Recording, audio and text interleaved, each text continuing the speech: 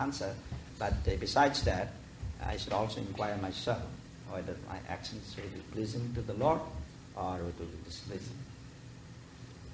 So that's what is observing regulative principles, the principles, sadhana, our this austerity, this tapasya, discipline, that comes into action.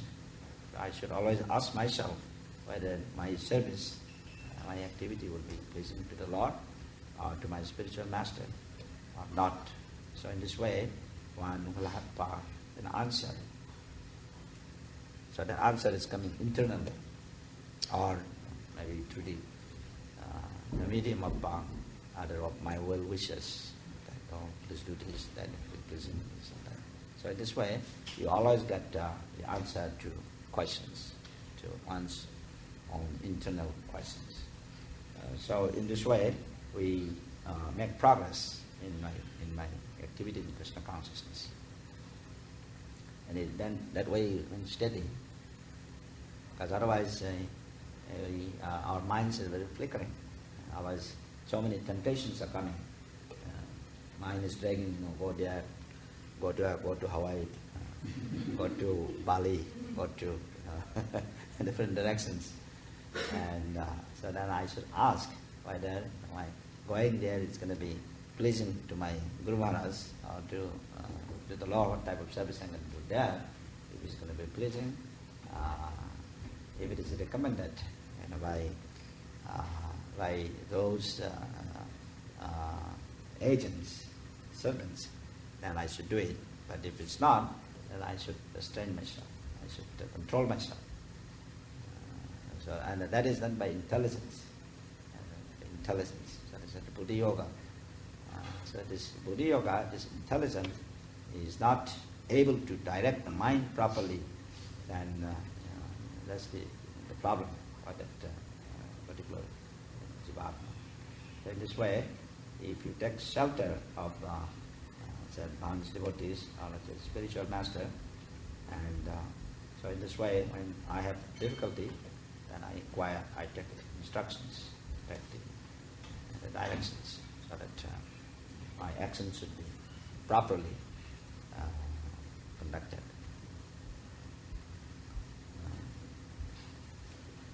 So that's the spirit of Krishna consciousness. And you say surrender to the Lord, but how do I surrender then? How do I? Because it is rather easy to say, you do this, you do that, but then how can I follow that? How can I, voluntarily, spontaneously, I wanted to follow, I wanted to do it, but how do I come to that stage? I may do it for one day, but the next day, if I again, interact, in the unwanted activities, but how do I control that? So therefore, to become very steady in my plan, in my action, in my preparation, to make advancement in my journey in Krishna consciousness, to remain steady in spite of many, many difficulties, ups and downs.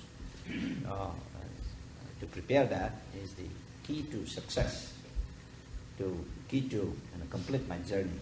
And so our Prabhupada used to say that we should let preparation finish in this lifetime, because this human form of life, we are not sure whether we'll get it again.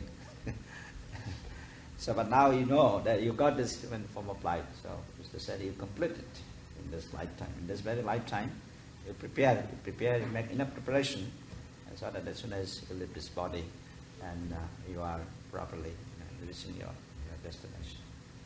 And so this human form of life is a special mission. Special mission. So the special mission is to cultivate the spiritual knowledge, so that one does not again entangle in the cycles of this material world, birth and death, and finish once and for all. And so if one has that commitment and the conviction and the strong desire to do that, the possibilities always there. It's open. Therefore it is the freedom that we have, the free will. If the free will is used properly in the service of the Lord, then get my destination goal. But if it is misused, then again I will be put into the cycles of this circle into this material world. So then the choice is ours. So therefore that's it. Krishna says, Tesam sarata yuktana bhajtam pritipurvakam tadami buddhi yogam tam yena ma upayanti. It is very clear that to the degree that you surrender to him, to the degree that you render seva to him, to that degree Krishna will respond. So that means suppose if I am not wanting to become Krishna conscious, if I am wanting to remain circled in this material world, then that facility is there. That's because of my misuse of my freedom, my free will. But then if I become serious by the mercy of the Lord and by the mercy of the devotees, if I become very serious and wanting to overcome these these dangers of this material, circling this material, that is also possible. So then the choice is ours, whether I want to remain in this way, whether I am in that way, that is there. And, that is the beauty in Krishna consciousness. When Krishna says to Arjuna, I have given you the lesson, now you act. Whether you want to fight or not to fight is up to you. But I have given you my opinion. So Krishna also doesn't interfere the freedom, the mind and freedom of the individual. It is up to us. It is up to the individual to make a choice. But then we should make the right choice. That's the purpose of coming to a spiritual culture. That's the purpose of accepting that coming to Prabhupada's movement. So in this way we'll make progress in spiritual life, and also we also like to see that everyone, all the living entities, become inspired. It's not only for the individual, the person, because the Vaishnava is always concerned about the well-being of others also, living entities.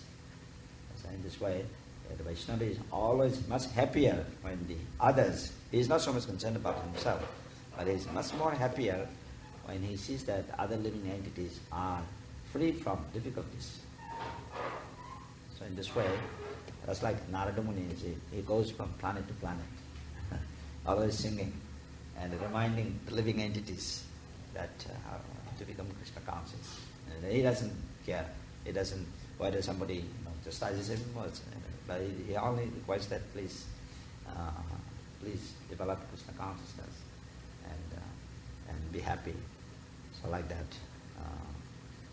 So in this way, that is the spirit of pure Vaishnava. Always concerned about the well-being of others. So in Krishna consciousness movement, therefore, that the services that we have, the services that our Guru Maharaj Prabhupada designed is for the well-being of not only human beings, but for all of us, for all the living entities. Because Nama Sankirtan, in the age of Kali Kaler Dharma Nama Sankirtan. That means Ratamrita says, in the age of Kali, that the real religious principle is to be engaged in the chanting of Mahamantra. So as we have big festivals, maybe in Hawaii, San Francisco, in the parade, we have very nice chanting team, and the devotees Sankirtan, with the mridangas and nice kartals and the large numbers of living entities, and they hear about Mahamantra. That way they get a benefit. Even by hearing without knowing it, meaning, one gets the benefit. So there are so many living entities, and especially in Hawaii, there are so many tourists coming from different parts of the world, and so they are seeing the Hare Krishna devotees maybe on the street or on the beach, or so in this way, even the seeing a Vaishnava is very, it has a very important effect. As seeing Vaishnava dressed like this, and then one gets the benefit by seeing a Vaishnava, and so in this way, there is automatically good service rendered. So in this way, the society is doing benefit. It's all beneficial. Anyone who comes, even for one day, is beneficial to the individual. 5 days, even if so, 5 years, 10 years, 20 years, whatever, and so, everything is beneficial. It accumulates. Is the importance of gets accumulated.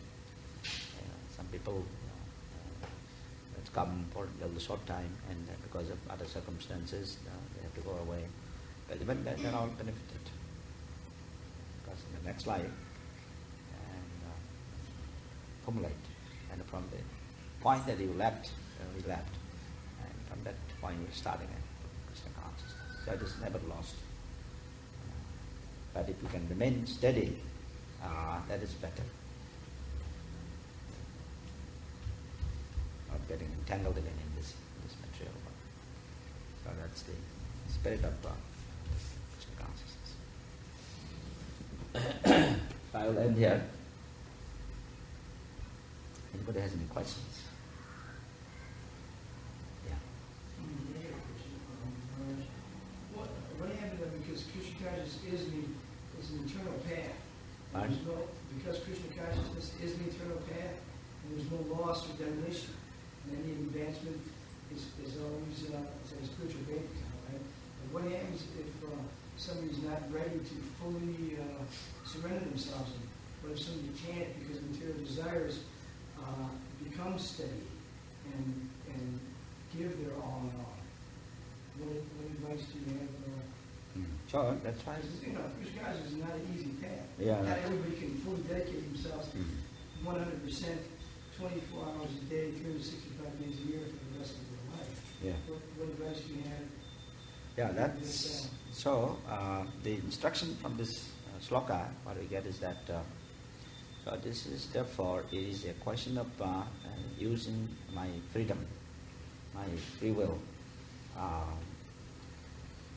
So in the age of Kali, especially, it is rather not very easy to control the senses. So in order to make it a little more practical, we say that throughout the whole day, that one should remain busy. Busy means this can be called spiritual technology. Suppose one is doing, let's say, some business or was working as a lawyer, that so the consciousness should be in such a way that by that service, if one can always somehow think about how to please the Lord, how I can become a little more sincere in serving the Lord's mission. So if I can meditate, if I can develop that type of attachment in my even day-to-day work. In other words, 24 hours, even resting, you're thinking about how can I render the service level so that will be pleasing to the Lord. So in this way, if one is able to channelize one's activities, then one will be properly situated. It's like when Krishna says, whatever you eat, whatever you do, whatever you give away, instead you do it as a service to me, the Lord. So if that consciousness is developed, and then maintaining one's discipline, that means sadhana, and so if this goes on and continuously, then definitely it will be the person will make progress, and then he would not, or he or she would not be into difficulty. Even if he's working in some odd jobs, but if one remains, one consciousness remains fixed in that direction. But then the difficulty is that when one does not have proper association, because the mind is very weak. For a weak person, that it may not be very easy to remain strong because of the influence of other factors. So if one can become strong and be able to overcome the temptations or the influences of other forces, and one is situated properly. And so that this is the key, how I should remain fixed, or how should I remain unaffected by the temptations of the mind and the influences of other negative forces. And so that's the that's the main point. Krishna consciousness, isn't this just like going to school? I mean, because it is an eternal path. I mean, well, eventually all graduate, but some will graduate just sooner than others, right? According to their desire, right? Yeah. So supposed to graduate, but then one step toward Krishna takes 1,000 toward you. So then here Krishna says, Tesam satatayutana vasadam pritipurvakam dadami buddhiyam. Means to the degree that your whole mind and the body and the words are engaged in the service of the Lord, to the degree means if I am not fully engaged, then I will get, may not be so, I will not be getting the whole, the whole intelligence engaged in the service of the Lord. So it's basically up to the individual. And the individual is always thinking how to please the Lord and how I shall make progress, always begging for the mercy of the Lord. And so in this way, because there's no end actually of this mercy, and also there's no end of this knowledge. And so it is always, but at least it will be a stepping stone. It will be make progress. It will be, but the consciousness will become higher and higher in one's development.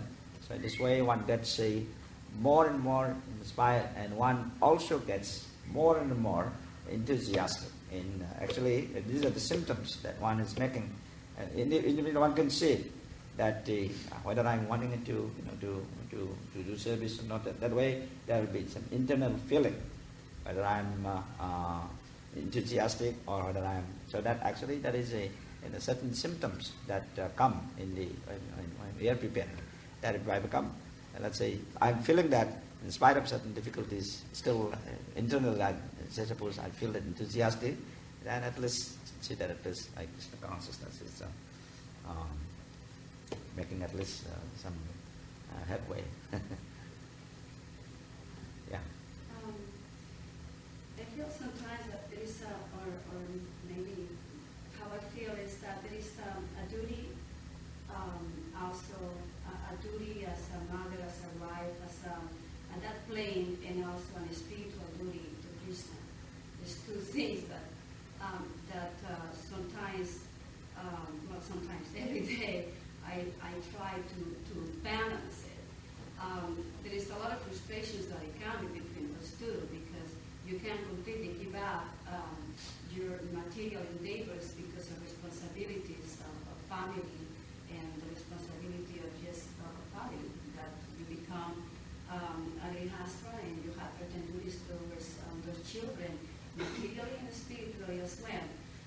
And then there is that eternal duty that is calling you and is saying, just surrender to me. Sometimes I have the feeling that one is the one that I need to follow, and another times is the other one that I feel that I need to follow. It always wins my responsibility, but sometimes it's just it's a little bit confusing in the sense.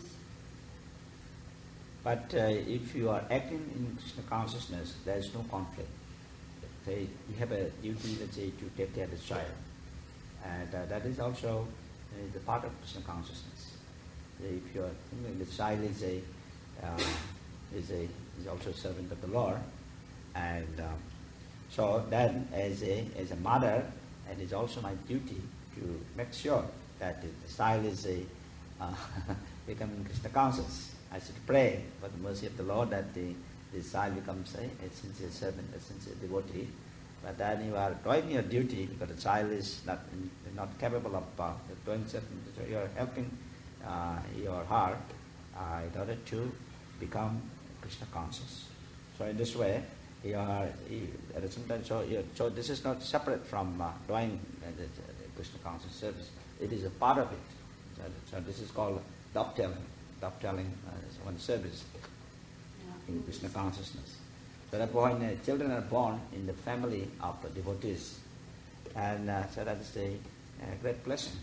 from the, like the good karma, that a child is born in the house of a devoted family. So from the very beginning, when the child is in the womb of the mother, and he also is getting Krishna conscious blessing. So in this way, when the mother becomes Krishna conscious, and the parents become Krishna conscious, and the service that involved there are in taking care of the child, and it is also Krishna conscious. So it is not something separate. Is that? Yeah.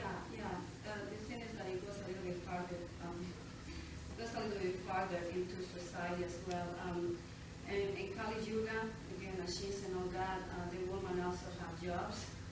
So they have to deal like the same way that men deals with jobs, women has to deal with jobs, so there's no difference right there already. Then it comes into the job because you are kind of pulled into that other systematic way of making your living and just being completely divided. It's like the soul has to divide and choose, some type of work to do that it will be, So you just get into a certain type of modalities. You just have to just let it go a little bit of the self-realization 100%, and then you just get caught a little bit, or at least I know that's how I feel, caught into the we have to make a better world, and into the modality of goodness or passion or whatsoever one is more attracted to. But at times it comes like the feeling is like what I'm doing. The demigods also have a service to Krishna, and they are serving Krishna in a different modality. I'm sure that they also have certain type of technology, but it's so elevated into their modality of goodness and all that. But it's 100% Bhakti Vaishnavism. So, that's what you can turn too much into, now that I have a responsibility, now I have to also contribute with society and give them, since I obtain something material that it helps my family to be engaged in a certain way, also increase our consciousness and grow, because we have material bodies and we have to put nutrients, and we need a certain standard of living. Depends upon the type of thinking or mind. It becomes very involved into the whole material thing. So what can you do about it? It's like just dragging through the best you can until the time that you just get old enough that you just retire from all that. How do you deal with it every single day? So the answer... You go back and forth, that's what I'm trying to explain. It's like, if I go back and forth, and it's like, gosh, I just wish I was 70. So then do this way.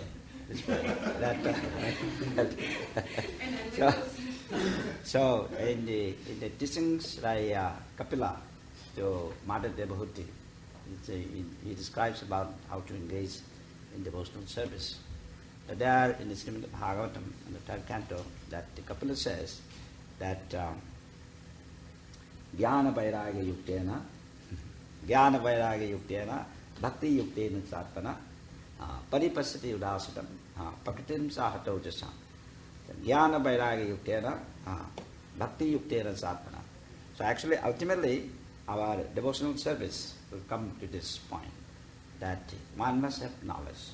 It's called Jnana. The knowledge means the knowledge about the nature of the soul. That the jiva, one must have some knowledge about the nature of the soul. The nature of the soul, when Chaitanya Mahaprabhu was instructing Sanatana Goswami that the jiver Swarupa Krishna Nityadas, that the natural situation of the living entity is to recognize that the jiva is the eternal servant of Krishna, Nityadas. So this is called knowledge, jnana, knowledge. And vairagya means renunciation. And the renunciation is, and one should not be attached to the material, let's say. In other words, one should not be captivated by the external, the material, the glamour. In other words, one should be free from the conception that that something belongs to me or to the body. So in this way, jnana vairagya yuktena. So at that time, as the spiritual devotional begin to fructify, to begin to manifest from the individual as a seeking of the truth, the sincere soul, that the bhakti will begin to manifest. And then at the paripasita mudasana, at the time the soul, the jiva, can see properly, can see very clearly that what is right and what is wrong, what is to be done, and the influence of the material nature will not be able to overcome such a person. So that means it is very clear that if I become Krishna conscious, if I am acting in Krishna consciousness, say for example, if I want to say you are become a mother, then you do not neglect, because you are at least at that time, that particular situation. Suppose you are somehow put into that situation. That means, as a Krishna conscious Mataji, you have also your responsibility in Krishna consciousness. It's like Mata Yasoda. But always thinking about how to make my child Krishna conscious, and my duty in Krishna conscious. I should not neglect that also. But then, of course, we are in a situation that when you become properly, situated in, after the child grows up after a certain stage, and then when the child is able to pull on his own feet, then it is also good to meditate that how can I fully engage in 100% without being distracted from this thing. But when the child grows up, then you also make a plan that eventually, because this material body will go one day, so therefore I also like to fully engage myself in the service of Krishna. So that is coming this vairagya, initiation, free out from all these things. And then at that point, one can come to Vrindavan. You come to Vrindavan and stay in Radhakund and engage fully, free from all others, and then we leave the body there. So in this way, one can make some preparation and plan. But all these plans are good, because it's planning Krishna consciousness. You are not abandoning your duty artificially. You are not because somehow you are, by the arrangement of the Lord, or by your free will, that you have been put in that particular situation. But that in that particular situation, one should act in Krishna consciousness. But either one is doing it in the business, or one is doing it in business. Because sometimes you cannot always stay in the temple. It's not possible for everyone to come and stay in the temple. But those who are not able, let's say, to even give, or even may not be 100%, let's say, in some devotional service, but whatever little that they can, they should do it. But they should not give it up. They should, but they should make plan to increase more. Preparation. Preparation is as good as because a good preparation actually that will lead to you'll be able to execute it properly when the times. And so we should, in fact, our human life itself is a preparation. We are always preparing to go back to Godhead. We are preparing. We have this is a preparation. There's a Krishna consciousness. That we are preparing that so that after finishing this body, so we can all fly to the spiritual sky and go there. So that's why we are preparing. And so. Any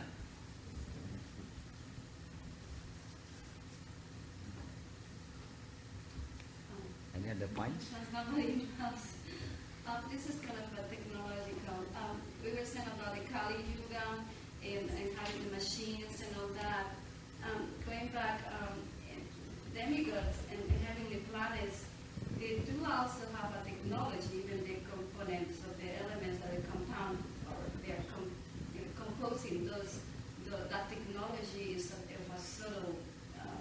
subtle matter, isn't it? How is it? Oh, I mean, what technology of? Yeah, it's the technology, but it's at a level of the components, or is is based more in a more subtle type of elements, ether, air. You mean the technology that they use by? Technology that they use in this. By what? By demigods? Heavenly planets.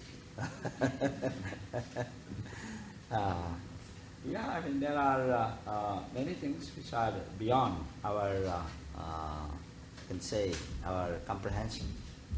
Could be many other things, and but we should not worry so much about them, and we should only do the practical things. It's most practical, and so in this way, it is definitely it's possible that there are many other factors which the human mind cannot grasp. But today, even in our regular, let's say, process of gathering knowledge, there are so many other, like difficulties, problems that we don't have all the knowledge. But these things are they are interesting, but may not be sometimes may not be so practical too. So I think what we should do is that we should only concentrate to those areas where we'll be able to regularly apply and also make a sincere effort so that one overcomes these material the influences and then be eligible to develop a full this consciousness, Krishna consciousness. And so whatever that that brings one to that degree, to come to that point, that should be always cultivated. And whatever that doesn't give so much support to that should not be necessarily we shouldn't even think about it, or we shouldn't. Yeah, because it will be unnecessary. So that Bhagavad says, Dharma sanushtita pungsam vishaksena kathasuya notapade adiratim sarma evi kevalam. It says, as Bhagavad says, that dharma means the duty, as occupational purpose is occupational duty. So that activity should be such that will lead me to become near to the service of the Lord, serving the Lord. But if any activity that helps me achieve that should be always taken, that should be always cultivated. But any activity that makes me far away from that, from going to the Lord, and any activity that distracts me, that should not be. Let's say the Bhagavad says that will be wastage of time. Sarma eva hi kevalam. So an intelligent person, should not be distracted by those things which may not be so conducive to my preparation for developing spiritual knowledge, consciousness. So this way we have to be a little more practical, because we live in the age of Kali. Our brains are not very so sharp, and most of our brains are frozen. So in this way, it is not able to see everything. But at least one thing is for sure for all of us is that definitely we are not going to make any permanent plan for becoming happy in this age of Kali. Not only in the age of Kali, in the material world, it is not possible to have a permanent plan to become happy, isn't it? Everybody is having some type of a difficulty. Everyone will happen. So knowing that in this material world it is not possible to have a permanent plan to become happy, so the intelligent person should make some preparation how to even the richest man in this planet, and the richest man. Who is the richest man in this time? in America. Bill Gates. So I'm sure he also will have his own problem, right? There will be many problems, sometimes unhappiness, and at least one thing is for sure, that it's not going to last very long. It'll be gone one day. So that way it is not possible to have a permanent plan to be happy. So knowing that, the material world is of that nature, and then one makes a preparation how to overcome these influences of this material world. That will be the intelligent plan for preparation. And the Krishna consciousness is all about that. How to make plan to go beyond these temporary the material arrangement. How to go beyond and establish the permanent, natural situation of the living entity, Jivatma. So that's how Prabhupada was traveling around the world to remind this to everyone on this planet. So I was in Bali for a few days, and Bali was quite nice. There were many devotees there. And Bali, then there was a conference in Jakarta. Jakarta is this is the capital, right? Indonesia.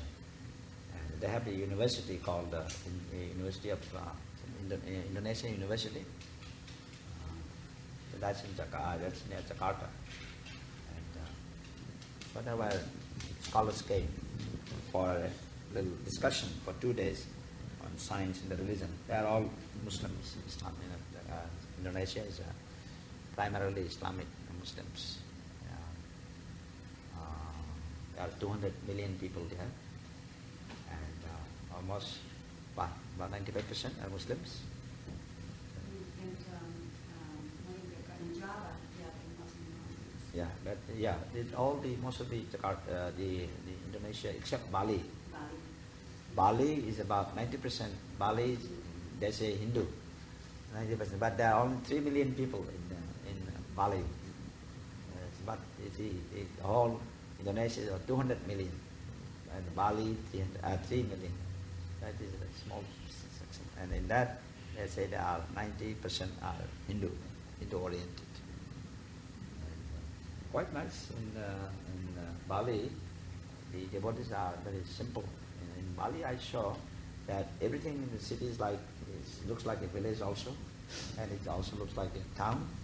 And because they have field right there in the middle of the city, they have these rice fields, and so it's a little bit unusual. And it looks like Manipur. But I was there for about 10 days. It was quite interesting. People is very sweet. Yeah, it's very interesting. Oh, you went there? Many times. You are from? Every 2-3 times a year. Where are you from? You're from? Oh, where I'm from originally? Yeah. Oh, Spain. Yeah. So you are staying? Your side. Yeah, I go for business, but they are very, very open into Krishna consciousness. Because they are Hindu, but they don't follow. They follow the culture, but they don't have much knowledge. So Yeah, when they have. hear Krishna consciousness, they are very eager to hear more and more and more. Yeah, that's good. I was happy to see them, and I showed her some of their cultures. Like they had the Ramayana regularly, and also I had some devotees who are dancers, Balinese dance. They had very nice customs, and so they showed me some of them. It was quite interesting. And the devotees were quite enthusiastic. So, all right, and I'll see you tomorrow morning. Everyone is coming tomorrow?